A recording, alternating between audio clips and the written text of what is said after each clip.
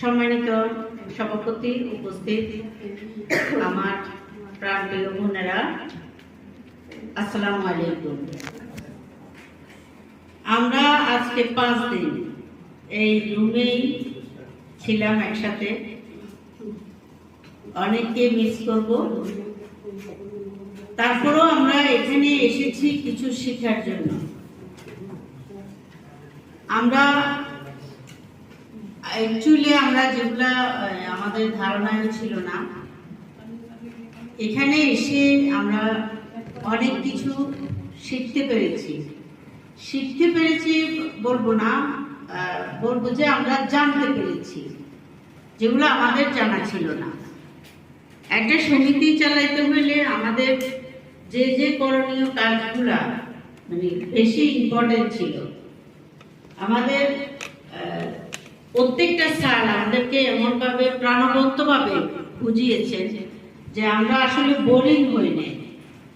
আমরা মনোযোগ সহকারে শিখার চেষ্টা করেছি এবং শ্রবণ করার চেষ্টা করেছি।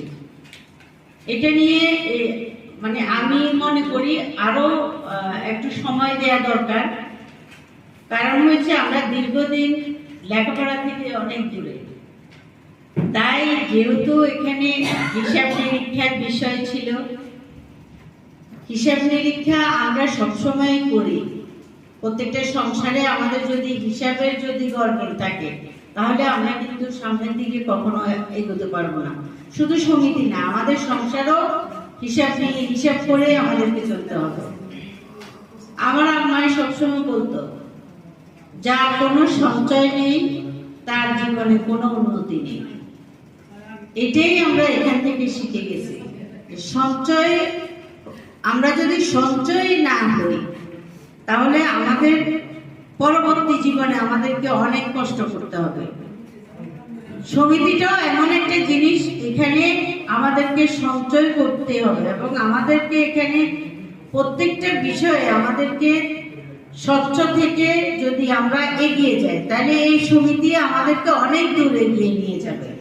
এবং আমরা নারীরা অনেক পিছিয়ে ছিলাম, এখন বর্তমান অবস্থাতে আমরা কিন্তু অনেক এগিয়ে আছি। নারীদের সফলতা কিন্তু একদিনে হয় না, দীর্ঘদিন আমরা ঠোকর খেতে আমরা কিন্তু এগিয়েছি। এটা আপনারা সবাই একমত কিনা আমি জানি না, তবে আমি মনে করি আমরা অনেক ঠোকর খেয়েছি, আর ঠোকর খাওয়ার সময় নেই। আমরা এবার এগিয়ে যেতে চাই। সবাই ভালো